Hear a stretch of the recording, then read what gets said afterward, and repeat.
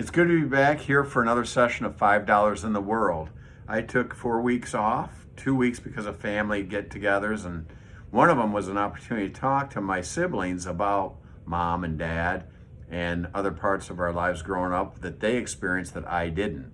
So it was actually as much social and bonding and connecting with family as it was research. Then another couple weeks just to regroup and talk to some coaches and talk to some other people about this project, and it's time to get back at it. And thank you for those who asked about it, that missed it. I'm glad to be back on here, and I'm looking forward to the chapter today. This one was something I started working on a while ago, and I set it off to the side for a bit, and I decided to finish it today. This is called How Mom and Dad Met. My mom and dad, it was a second marriage for both of them, and it turned into one of the coolest relationships I ever got to witness or be around or be a part of, even to this day in my life. And how they came together, I think it's fascinating. I think it's hopeful. I think it's one of those stories that reminds us it ain't over till it's over, to quote the great Yogi Berra. And I want to share it with you today. And as always, thoughts, insights, comments, questions, advice, help me make this better than I can make it by myself. So let's get into it. How Mom and Dad Met. Burdette Lee Gray and Andrea Meredith Quayle enjoyed 36 years of marriage before my mom passed away due to cancer in 1998. She died at home with us there at the end. She told each one of us that she had no regrets and that she loved us. It was a great gift from her. She possessed a spirit of generosity that allowed her to put others first without diminishing herself. In the midst of her pain, she attended to ours. Andrea Quayle came into the world October 2nd, 1924. She was one of 4 girls raised by Frank and Lucille Quayle. They lived in Bloomfield Hills, Michigan. Her dad earned a good living as a commercial artist, often commissioned by the auto companies to paint portraits of their cars for print ads.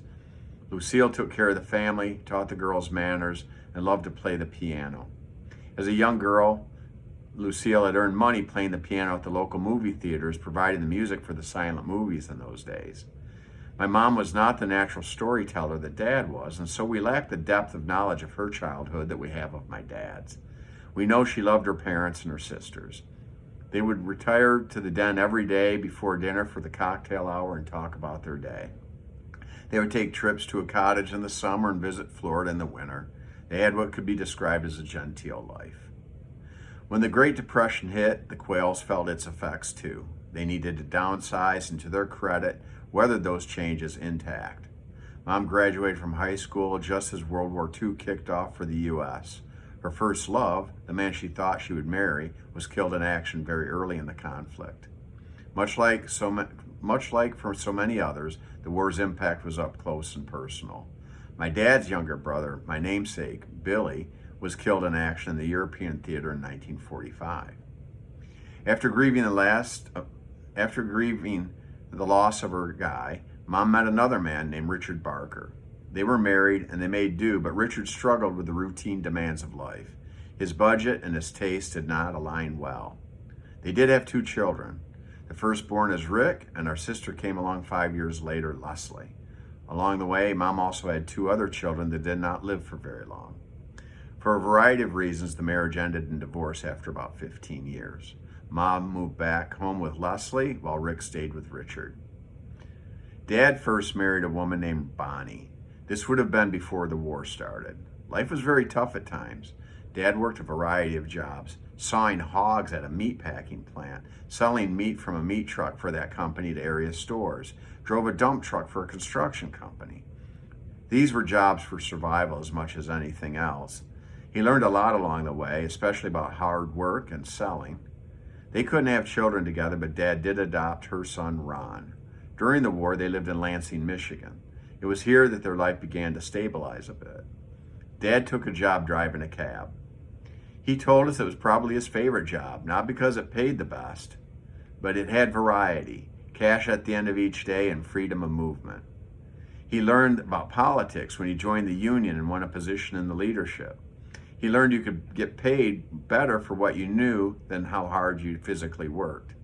His family was not filled with pride about his career choice. Bonnie would often leave the room when he talked about what he did for a living. During this time, he was introduced to a businessman named Norm Bagger towards the end of the war. Norm was breaking into a new industry, the mobile home business. They were built the way today's travel trailers are built, not as fancy, for towing behind the car and traveling the countryside. Dad took a job with Norm and proved to be an excellent mobile home salesman. He made so much money during this time that he alienated Norm's business partner, Mrs. Bagger. There are often people in management that resent the money salespeople earn. They see it as an expense instead of an investment. Mrs. Bagger was like that. Dad tuned her out and kept selling. One day, he heard her warn Norm that at the rate Burr was going, he'd quit and start his own business. Dad said that until he heard her say that, the thought had not crossed his mind. After he heard it, he could not get the thought out of his mind. He eventually proved Mrs. Bagger right, and he started Gray Trailer Sales in 1950. He was successful and became an influential person in that burgeoning industry. Like any startup industry, it was pretty fast-paced and drew a lot of characters. They worked hard and played hard. The drinking really picked up in these years, even as success increased too. But anybody that knows the damage heavy drinking can do to the best of situations, something had to give. A car accident from drunk driving put Dad in the hospital. It was about 1953. While in surgery for a broken femur, his heart stopped. Obviously, the doctors brought him back to life, and while he was laying in a hospital bed recovering, he heard his sister and wife discussing the incident. This proved to be a pivot point in his life.